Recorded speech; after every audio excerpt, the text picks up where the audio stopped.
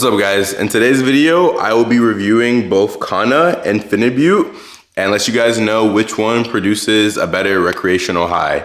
I'm gonna be giving you guys the pros and cons of each supplement, and by the end of today's video, I'll let you know which one is personally my favorite. Without any further ado, let's hop right into the video. Starting with Kanna.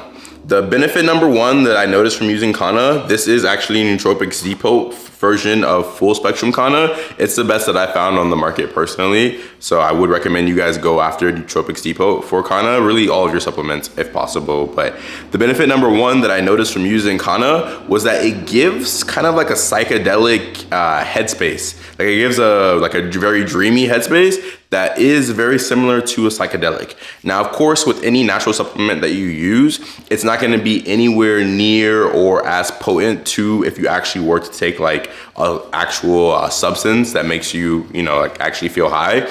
But Kanna did give me like a dreamy headspace, and that was like the first benefit that I noticed and I liked. The second benefit that I noticed from when I took Kanna was that it gives like a bodily feeling a little bit similar to like Molly or MDMA. So I noticed that I took Kanna and I went to a concert actually with one of my friends, and it kind of felt like I was rolling a little bit. Like the music sounded really, really good. Like, like if you're rolling off of like the substance that I actually just said, that music, it's almost like you're not just hearing it, but you like feel it all in your body and you feel like you're really like there and it's like a full experience. I felt that a little bit off of Kanna, and I was pleasantly surprised because I didn't really think that something like that, you could have a feeling like that off of a recreational supplement that you can just like get online somewhere. So those were the two main benefits that I noticed from using Kanna, but there is one con, guys. The one and only con that I actually experienced from using Kanna was that I did feel a little bit of nausea. Now, I found out that if I took like some ginger, that actually helped like mitigate the nausea a little bit. But yeah, from using Kanna, there is like a little bit of nausea that comes with it. Moving on to Phenibut. Phenibut used to be like a really popular substance like in the nootropic community. And the first benefit that I've noticed off of using Phenibut was that it acts as like a social lubricant.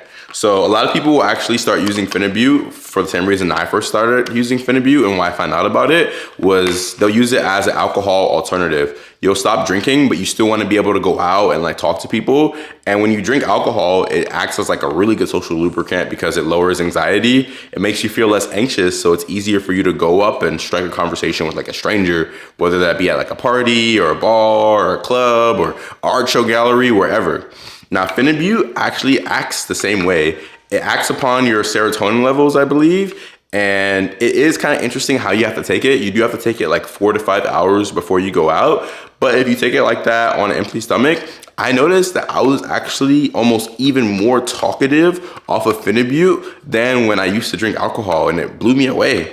It's almost like same thing. I really wasn't really feeling anxious or no anxiety at all. And because of it, it was really easy for me just to walk up to somebody that I didn't even know and just make a conversation up with them. The second benefit I noticed from using Phenibut was that at a high enough dose, I felt a little bit like, uninhibited, similar to alcohol. Phenibut is basically like the supplement version of alcohol, but at a high enough dose, I kind of felt like, almost like that feeling when you're drunk and you're like stumbling around a little bit. Like I felt that off of Phenibut, and I will say you have to be careful, guys, because there's a fine line between like it being fun and it really easily being not fun as well. But I did get some of those same like effects and feelings of like just kind of being like a little bit more like in my body, like wavy. And like, again, I'm already being able to talk to people more off of it. And then I kind of feel like a little bit, it's like stumbly around, but like in a fun way. You might be hearing what I'm saying. You're like, oh, that doesn't sound fun at all, but it can be, guys, trust me. The con of Phenibut is that for me, I didn't feel this myself, or I didn't experience it, but I hear that it can be actually like pretty addictive. So if you like the feeling, and if you start taking Phenibut like, I don't know, like a couple times a week, every week, very soon you will get addicted to it. And I think it has some nasty withdrawals from what I researched online. Now for me, I would only take it like maybe once or twice a month. So I never experienced any withdrawal effects. But if you are somebody that has an addictive personality and maybe you tried it and you just liked it and you kept taking it like every day, kept taking it every day, every other day, you would probably experience like some of those nasty withdrawals that I read about online. So be really careful with that. The second con I noticed from Phenibut was that if you take too high of a dose, that stomach feeling goes from being really fun at first to really unfun, to the point where like you can't think, you're not good enough to drive. Like I experienced one time where I accidentally took too much, and it was like, not that I was a vegetable, but I couldn't really talk. I couldn't drive or anything. It almost felt like I had like a hard time staying awake, and it very much was just not a good experience. So those are the only two cons that I experienced with Phenibut, but overall, I really did like the supplement. All right, guys, so I'm gonna give a rating for each supplement and let you know which one that I like and prefer more for a recreational high. Now for Kanna, I did like when I used it for a little bit, but I gotta be honest, I still don't use it. I would give it like a 7 out of 10, just because again, if you wanna like feel something recreationally, it'll do the job, but I really am not big on nausea. So because of that, like, and since I experienced nausea basically every time I tried Kanna, I didn't really like it that much. I'll give it a 7 out of 10. And with Phenibut, I would say, guys, I actually really like the supplement. I'll give it an 8.5 out of 10, like from recreational supplements that I've tried. And if you follow my channel, you see I have over 100 videos of different supplement videos.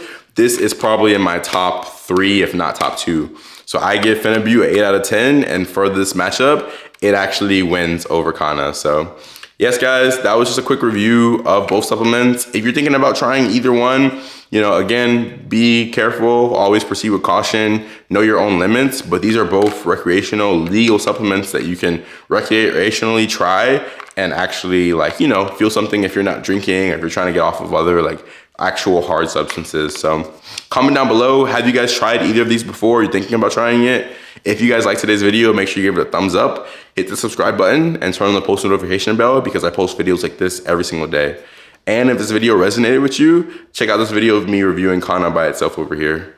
I love you guys, and I'll speak with you very soon. I'll see you tomorrow.